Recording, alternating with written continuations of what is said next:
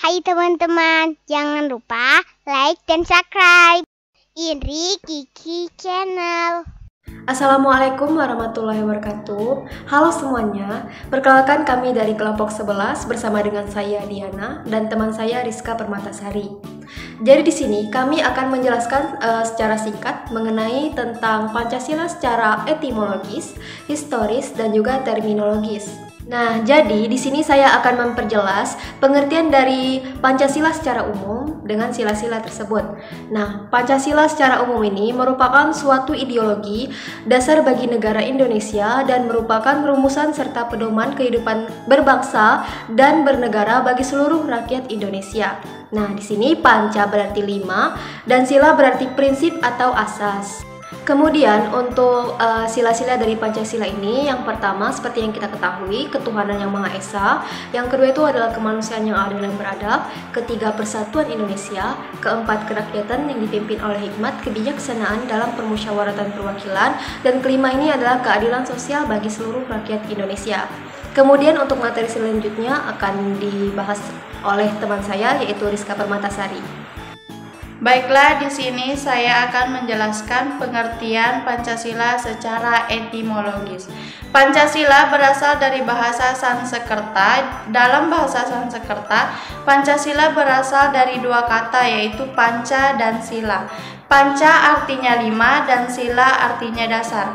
Bahasa ini biasa digunakan oleh kasta Brahmana di India. Ada 3 pendapat Pancasila dari para tokoh yang dikemukakan secara umum. Siapa saja sih? Nah, tokoh yang pertama yaitu Muhammad Yamin. Menurut Muhammad Yamin, dalam bahasa Sanskerta, perkataan Pancasila memiliki 2 macam arti, yaitu panca yang artinya 5 dan shila dengan vokal i pendek yang artinya batu sendi atau alas atau dasar, dan shila dengan vokal i panjang yang artinya peraturan tingkah laku yang baik, yang penting atau yang senonoh. Nah, jadi kesimpulan pengertian Pancasila secara etimologis menurut Muhammad Yamin adalah dasar yang memiliki 5 unsur dan 5 aturan tingkah laku yang penting. Yang kedua, menurut Prof. Darji Darmodiharjo, panca yang berarti 5, sila yang berarti berbatu sendi, alas atau juga berarti dasar. Berasal dari bahasa Sanskerta yang juga berarti pelaksanaan kesusilaan yang 5. Pancasila telah dikenal sejak zaman Kerajaan Majapahit pada abad 14. Istilah Pancasila terdapat pada buku Negara Kertagama karangan Empu Prapanca dan buku Sutasoma karangan Empu Tantular. Dan yang terakhir, menurut Notonegoro, Pancasila adalah dasar falsafah negara Indonesia, sehingga dapat diambil kesimpulan bahwa Pancasila merupakan dasar falsafah dan ideologi negara yang diharapkan menjadi pandangan hidup bangsa Indonesia sebagai pemersatu, lambang persatuan dan kesatuan, serta sebagai pertahanan bangsa dan negara Indonesia. Kemudian pengertian Pancasila secara historis, yaitu pengertian Pancasila secara historis berarti perumusan Pancasila sebagai dasar negara tidak terlepas dari sejarah perjuangan bangsa Indonesia untuk merebut kemerdekaan. Kesimpulannya, Pancasila secara historis ini membahas tentang sejarah mengenai asal mula adanya Pancasila. Berikut sejarah singkat mengenai Pancasila. Sejarah singkat mengenai Pancasila. Sejarah Pancasila dimulai dari rapat BPUPKI yang dibentuk pada tanggal 29 April 1945. Tanggal 29 Mei sampai 1 Juni 1945 dalam sidang resmi BPUPKI yang pertama, sejumlah tokoh menyampaikan pidatonya terkait perumusan asas dasar negara. Para tokoh itu diantara Muhammad Yamin, Suepomo, dan Insinyur Soekarno. Yang pertama yaitu menurut Muhammad Yamin. tanggal 29 Mei 1945, Muhammad Yamin mengajukan dalam pidatonya 5 asas atau dasar bagi negara Indonesia merdeka.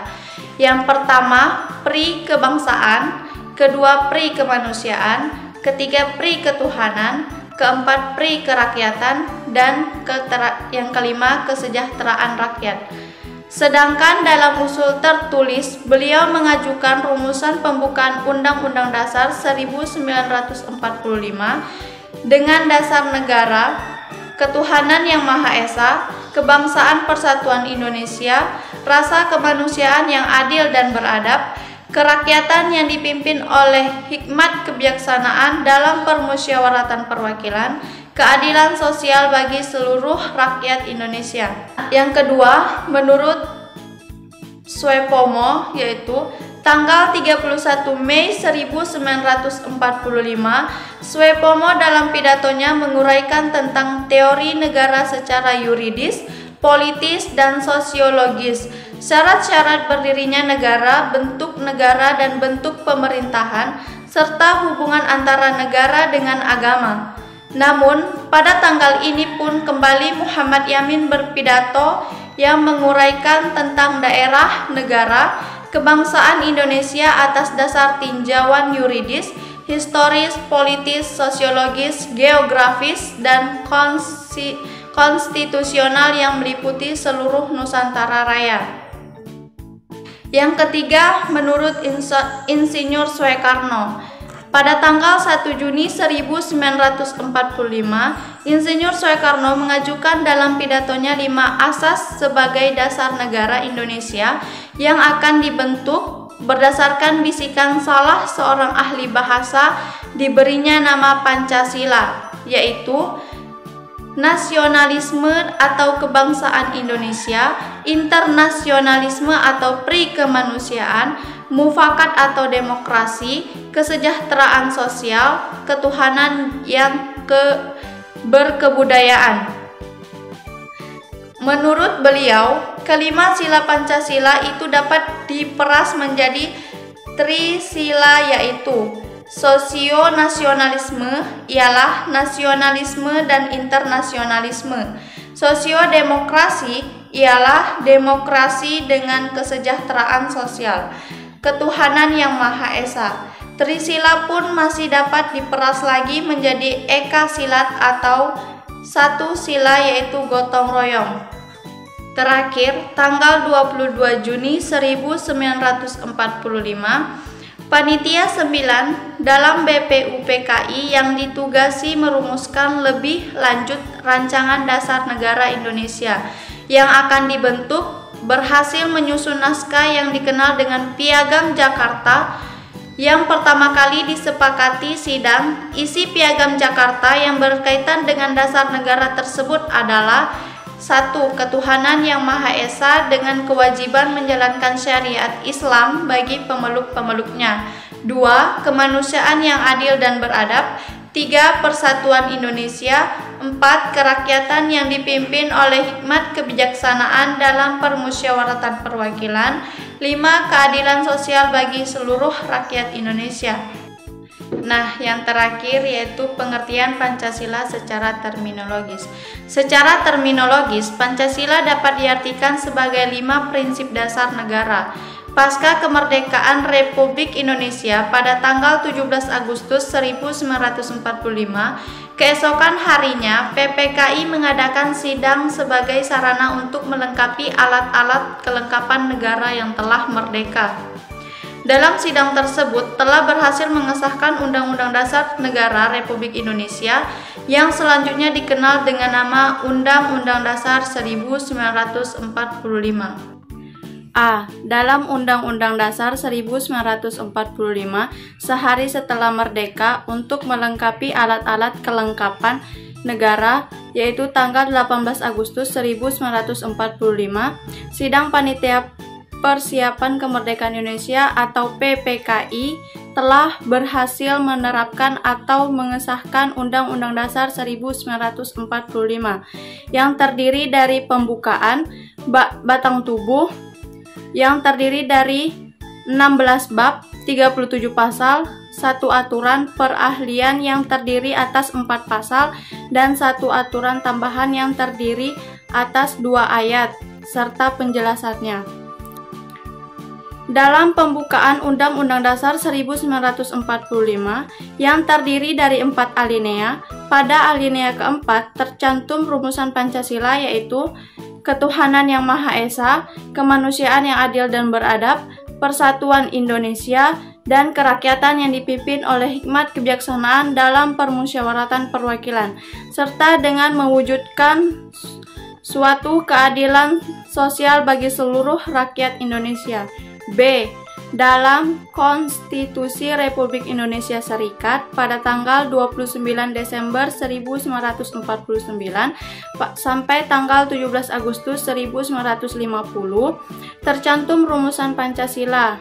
1. Ketuhanan yang Maha Esa, 2. Peri kemanusiaan, 3. Kebangsaan, 4. Kerakyatan, dan yang terakhir keadilan sosial. C. Dalam Undang-Undang Dasar sementara pada tanggal 17 Agustus 1950 sampai 5 Juli 1959, yaitu 1. Ketuhanan yang Maha Esa, 2. Peri kemanusiaan, 3. Kebangsaan, 4. Kerakyatan, 5. Keadilan sosial. D. Dalam masyarakat beraneka ragam rumusan Pancasila yang berkembang di masyarakat, diantaranya yang paling populer yaitu 1. Ketuhanan yang Maha Esa, 2. Peri kemanusiaan, 3. Kebangsaan, 4. Kedaulatan rakyat, dan yang terakhir keadilan sosial. Nah, mulai tanggal 5 Juli 1959, setelah dekret Presiden menyatakan kembali ke Undang-Undang Dasar 1945, maka rumusan Pancasila yang benar dan sah serta mengikat negara dan seluruh warga negara sampai saat ini adalah yang tercantum dalam pembukaan Undang-Undang Dasar 1945. Pada saat ini, yaitu era reformasi, Undang-Undang Dasar 1945 telah mengalami 4 kali perubahan atau amandemen, akan tetapi pembukaannya tetap tidak diubah. Nah, mungkin dari kalian pasti sudah mengerti pengertian dari Pancasila secara etimologis, historis, dan juga terminologis. Mungkin jika kalian masih kurang mengerti, kalian bisa mencari di artikel ataupun jurnal. Nah, saya Diana pamit undur diri. Saya akhiri, wabillahi taufik wal hidayah. Wassalamualaikum warahmatullahi wabarakatuh.